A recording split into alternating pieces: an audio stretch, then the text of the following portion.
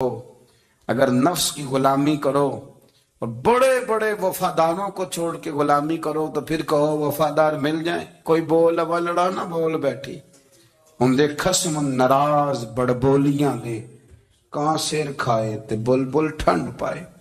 بڑے فرق نہیں سجنا بولیاں دے جڑیاں خصماں دی وچ رضا وسن پاگ جاگ جاندے انہاں گولیاں دے۔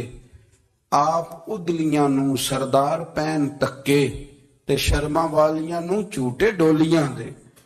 اپنے نفس کے پیچھے چلو گے تو یہ تباہی ہے۔ جب ہم نے کسی سے وفا نہیں کی تو یہ کیا امید ہوئی کہ دنیا ہم سے وفا کرے گی؟ اللہ رسول کی مرضی کے مطابق اصول پسند زندگی بنائیں، ایک ایک کر کے اپنی خواہشات سے پیچھے ہٹیں، تھوڑے پہ گزارا کرنا سیکھیں۔ اپنے تو تجھے تو میری راحت سے غرض ہے نا کہ مجھے راحت کیسے ہوتی ہے، تو مجھے سکون ملا ہے راہ خدا میں دے۔ میں نفسانی خواہش پوری کر لیتا تو یہ میرا نفس کل پھر مجھ سے مچھلی مانگتا، پرسوں کہتا نہیں چھوٹے گوشت کی یخنی بھی چاہیے۔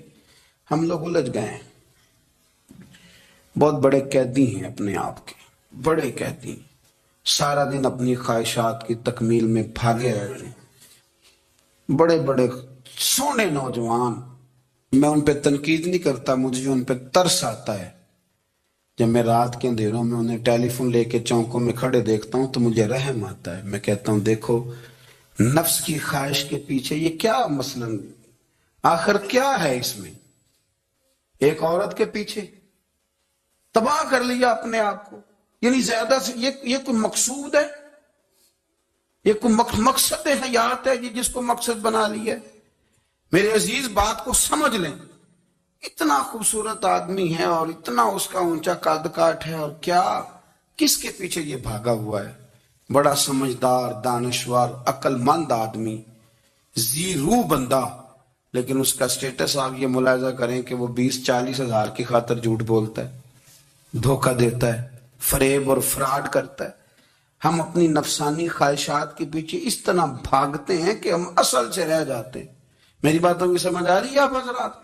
تھوڑا تھوڑا کر کے، ایک ایک کر کے۔ بزرگ عالم تھے، میں ایک دفعہ ملنے گا تو پائے پکا رہے تھے، خود پائے پکا رہے تھے، تو وہ بڑے پیار کی بات ہوتی ہے نا جی، تو تامت باندھی ہوئی اور بڑی جناب خستہ حالی، اور وہ پائے پکا رہے ہیں۔ تو میں نے ان سے کہا حضرت جی پائے تو کسی اور نے بھی پکا لینے تھے، آپ بخاری لے کے بیٹھتے، چلو میری طرح کا کوئی بندہ آپ سے استفادہ بھی کر لیتا۔ اب پائے آپ لائیں گے، پھر پکائیں گے، پھر آپ کھائیں گے، تو یہ تو 24 گھنٹے آپ کسی کام میں گزر جائیں گے۔ تو یہ ایک چھوٹی سی خواہش کے لیے میں کسی چیز کو حرام نہیں کہہ رہا، قرآن پاک کی جو آیت پڑھی ہے صرف اس کی تفسیر آپ کے سامنے عرض کر رہا ہوں۔ ہماری خواہشات ماں پالتی ہے، آپ کو نہیں پتا کتنے دکھ سہتی ہے۔ میں ان ماؤں کو جانتا ہوں جو بیٹے کے حصوں کی مار بھی اس کے ابے سے کھاتی ہیں، مار کھاتی ہیں وہ۔ ایک خاتون ایک کان سے سنتا نہیں، میرے پاس ایک دفعہ آئی، کہنے لگی 60 لگ گئی سی، کوئی دعا کر دیں یا کوئی وظیفہ پر، ڈاکٹر کہتے ہیں ٹھیک نہیں ہو سکتے۔ میں نے کہا باجی صحیح بتاؤ مسئلہ کیا ہے؟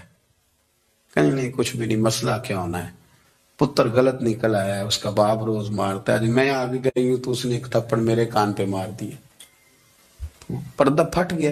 مائیں مار کھاتی ہیں، لیکن وہ پتر جس کو بڑی محنت سے پالا ہے، وہ جوان ہوتا ہے تو اماں سے کہتا ہے تجھے چھوڑ دینا ہے، پر جس لڑکی سے میرا ٹیلی فون پہ رابطہ ہے اسے نہیں میں نے چھوڑنا، وہ نہیں چھوڑ سکتی، ہر شے کچل جاتا ہے وہ۔ اماں کبھی لیٹ کے رات کو سوچتی ہے کہ یہ تو میری کل کمائی تھی، میں تو آج بھی اس کے حصے کے تھپڑ اپنی گالوں پہ برداشت کر رہی ہوں، تو یہ کدھر گیا؟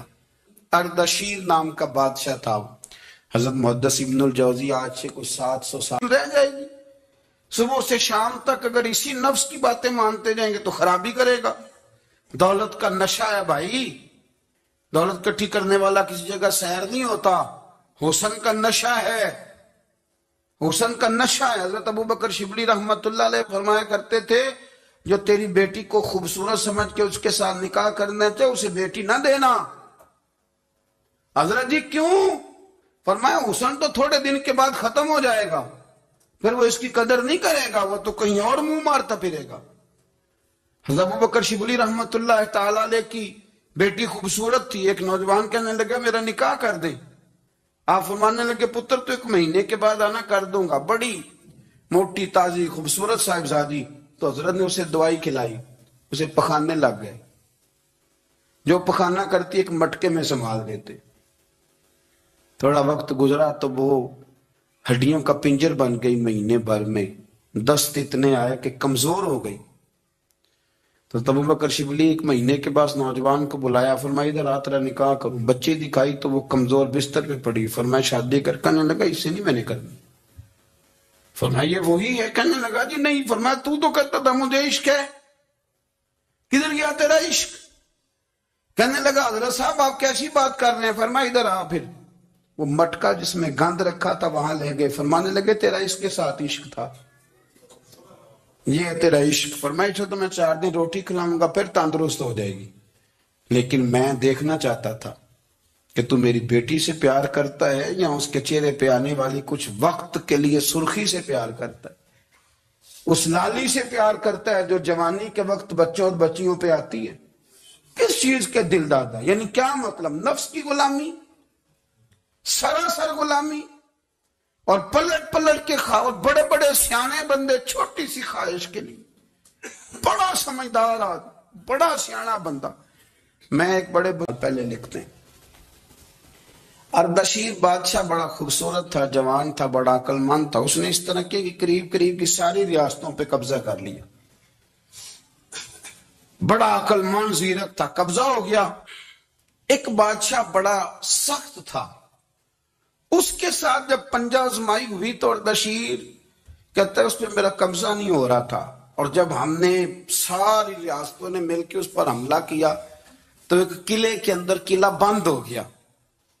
اردشیر بڑا خوبصورت آدمی تھا, بڑا سمجھدار تھا.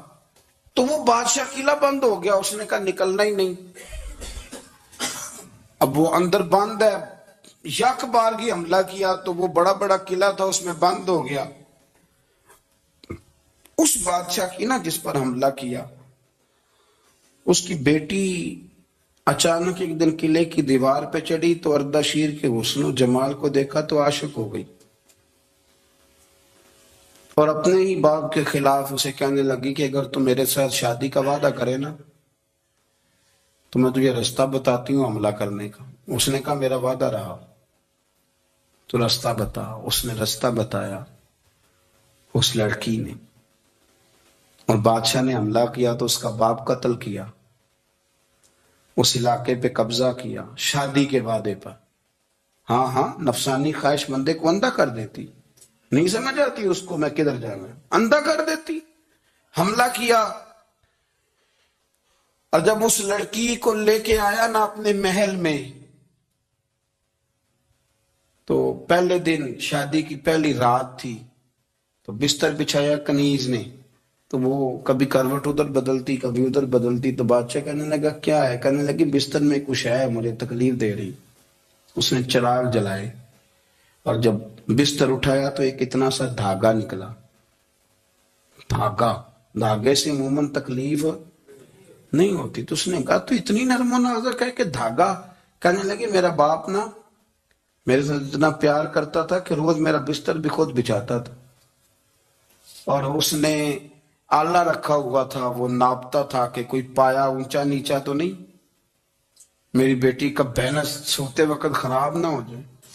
اور میرے لیے گوشت اور کپڑے بھی خود پسند کر کے لاتا تھا, کھانے پینے کا خود خیال کرتا تھا. اردشیر کہنے لگا اچھا وہ اتنا پیار کرتا تھا, اور پھر تو نے اس کے ساتھ کیا کیا؟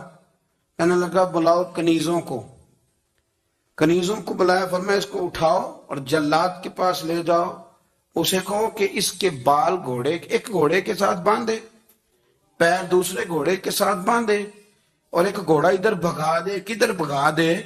یہ جس کے باپ نے اتنا پیار کیا یہ نفس کی اتنی غلام ہے کہ اس کی وفادار نہیں رہی تو میری وفادار کیسے بنے گی؟ جس نے اتنے نازوں سے پالا کہ دھاگا اسے برداشت نہیں. او یارو حضرت عبداللہ ابن عمر رضی اللہ تعالیٰ عنہ بیمار ہو گئے, شدید علیل تھے, طبیعت مبارک میں کمزوری آ گئی. کچھ کھانے کو دل نہیں کرتا تھا، گھر والے بار بار کہتے کچھ کھا لیجئے کچھ کھا لیجئے، نہیں کھاتے تھے۔ بالآخر حضرت نافع آپ کے غلام تھے، ان سے کہنے لگے کہیں سے مچھلی مل جائے نا تھوڑی سی تو میں کھاؤں گا۔ تو کہتے ہیں میں سارے مدینے میں ڈھونڈتا رہا، مچھلی نہ ملی، اگلے دن بھی ڈھونڈی تو نہ ملی، تیسرے دن بھی ڈھونڈی تو نہ ملی، تو فرمانے لگے یار بس چھوٹی سی خواہش ہے، کوئی فرض نہیں ملتی تو رہنے دے۔ کہتے ہیں چوتھے دن مچھلی مل گئی، میں 1.5 دینار کی مچھلی لایا، لا کے حضرت عبداللہ ابن عمر رضی اللہ تعالیٰ عنہ کے سامنے جو مچھلی رکھی تو آپ نے لقمہ روٹی کا توڑا تھا، مچھلی کو لگانے لگے کہ دروازے پہ فقیر نے آ کے آواز دی کچھ کھانے کو دو۔ تو حضرت عبداللہ ابن عمر نے روک لیا اور ہنسے۔ کئی دفعہ دے ہم بھی دیتے ہیں پر ہمارا چہرہ دیکھنے والا ہوتا ہے، اتنے ہم غصے میں ہوتے ہیں، دے دیتے ہیں، لیکن جو چھلوٹیں ہوتی ہیں نا چہرے والی وہ گنی نہیں جاتی۔ ہنسے، فرمایا دیکھو میرا اللہ کتنا کریم ہے، وہ مجھے بچانا چاہتا، اٹھا بار دیا جا کے۔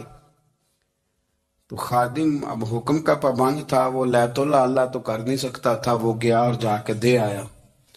فقیر جب سارے محلے سے آٹا اکٹھا کر لیتے ہیں تو پھر ایک جگہ جا کے بیچتے بھی ہیں۔ دے آیا، وہ 2 گلیاں آگے گزرا تو میں پیچھے دوڑا گیا، میں نے کہا سچ بتا کھانی ہے کہ بیچنی ہے؟ وہ کہنے لگا جو بھی ثواب لگ جائے کر جاؤں گا، آپ نے دے جو دی ہے۔ تو کہتے ہیں میں نے اسے کہا کہ یہ 1.5 دینار کی میں نے خریدی تھی، اگر تو 2 دینار کی مجھے بیچ دے تو آج کل مچھلی مدینے میں مل نہیں رہی، تو میں اپنے آقا کو دے دوں گا، وہ یہی کھائیں گے، بیمار ہیں۔ تو کہنے لگا جی بسم اللہ، مجھے کیا اعتراض ہے، 2 دینار مل رہے ہیں، 1.5 کی مچھلی، اور 1.5 کی بھی کسی نے نہیں خریدنی تھی، اب تو پک گئی۔ فرماتے میں نے 2 دینار اس کو تھمائے، وہ مچھلی اس سے خریدی اور خرید کر کے میں لا کے حضرت عبداللہ ابن عمر کے سامنے دوبارہ رکھی۔ تو فرمایا یہ کیسے آ گئی؟ میں نے کہا حضور 1.5 کی خریدی تھی اور پھر فقیر کو دے دی، اب اسی سے میں 2 دینار کی خرید کے لایا ہوں، آپ قبول فرمائیں۔ تو فرمانے لگے تم نے اچھا نہیں کیا، اب اس طرح کرو 2 دینار بھی اسے دے اور مچھلی بھی واپس دے آؤ۔ عرض کی حضور کیوں؟ فرمایا تم نے قرآن نہیں پڑھا؟ حضور پڑھا ہے، فرمایا رب فرماتا ہے لن تنالوا البر حتی تنفقوا مما تحبون، تم بھلائی کو اس وقت پہنچو گے جب اپنی پیاری چیز راہ خدا میں خرچ کرو گے۔ امام غزالی نے لکھا ہے، فرمانے لگے دیا، تو وہ حضرت نافع کہتے ہیں میں دینے گیا، دے کے واپس آیا تو کچھ پریشان تھا کیونکہ مجھے بھی 4 دن ہو گئے تھے نا تلاش کرتے، تھوڑی طبیعت میں مایوسی تھی کہ اتنی محنت سے میں نے لایا اور آپ نے واپس کر دی۔